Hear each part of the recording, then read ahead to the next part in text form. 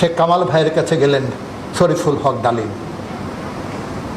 কামাল ভাই, আমার হাতটা নষ্ট হয়ে যাচ্ছে, 2 বার অপারেশন হয়েছে ভারতে, দেখুন আমি হাত নাড়তে পারি না, আমার জীবনে কি হবে? ডালিম ভাই, আপনি চিন্তা করেন, বাবার সঙ্গে কথা বলবো। 3 দিন পরে টেলিফোন করলো, আপনি আসুন আমাদের বাসায়, আপনি স্ত্রীকেও নিয়ে আসেন, বাবা আপনার সঙ্গে কথা বলবেন। বঙ্গবন্ধু ডালিমের সঙ্গে কথা, তার হাতটা ধরলেন। আহারে, তুই এত বাচ্চা ছেলে, মাত্র বিয়ে করেছিস কিছুদিন আগে, তোর হাতটা, না তুই চিন্তা করিস না, তোর হাতটা আমি ভালো করে দিব। তুই বাসায় যা, কামালের কাছে তো টেলিফোন নাম্বার আছে? বলে আছে। 4 দিন পরে কামাল ভাই টেলিফোন করলো, আপনি চলে আসেন ডালিম ভাই, ট্র্যাজেডির বলতে কষ্ট হচ্ছে। তাকে পাশে বসালো। বৌমা, তুমি তোমার খালার কাছে যাও। নিম্মি তার ওয়াইফকে উপরে পাঠিয়ে দিল। বঙ্গবন্ধু বললেন, হাতটা ধরলেন, সেই হাতটা, আর চিন্তা করিস না, তোর সব অ্যারেঞ্জমেন্ট হয়ে গেছে।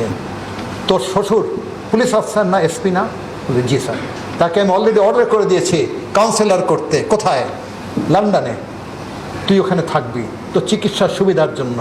তুই আমার ডাকে মুক্তিযুদ্ধে গেছস, তোর শ্বশুরের বাসায় থাকবি, হোটেলে থাকিস না, ওয়াইফকে নিয়ে যা।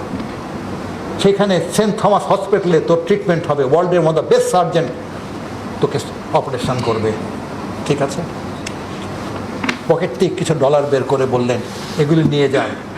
কামাল তোর টিকিটের বন্দোবস্ত করছে মিনিস্ট্রির থ্রু দিয়ে, তাড়াতাড়ি চলে যা, সময় নষ্ট করিস না, কোনো চিকিৎসা অসুবিধা হবে না।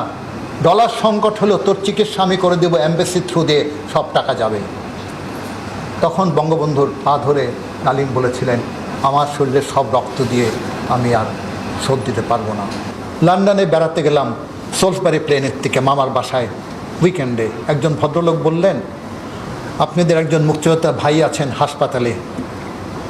আমি তো জানি না।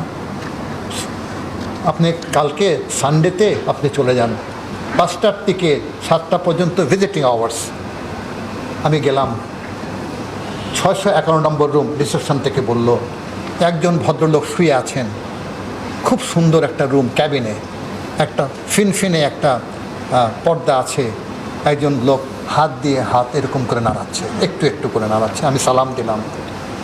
উনি বললেন, আপনার পরিচয়? আমি পরিচয় দিলাম। তো আপনি তো মুক্তিযোদ্ধা, বসুন।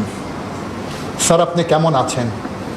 বললেন, দেখেন বঙ্গবন্ধু আমার হাতটাকে ভালো করে দিয়েছেন, আমি হাতটা নাড়াতে পারছি এখন, চোখের পানি তার, তিনি আমার সব বন্দোবস্ত করেছেন, চামড়া দিয়েও আমি তার শোধ করতে পারবো না। কেঁদে দিলেন। আমি বললাম, কিন্তু শুধু আপনার বঙ্গবন্ধু না, এরকম অনেক মানুষের তো উপকার করছে। বললেন, কি বলে কৃতজ্ঞতা প্রকাশ করবো? আমি চলে আসলাম। এই ব্যক্তি ছিলেন শরীফুল হক ডালিম, যে রেডিও স্টেশনে গিয়ে বলেছিলেন স্বৈরাচারী মুজিবকে আমরা হত্যা করেছি। সেই লোকেই তার সমস্ত আত্মীয় স্বজনকে হত্যা করেছে।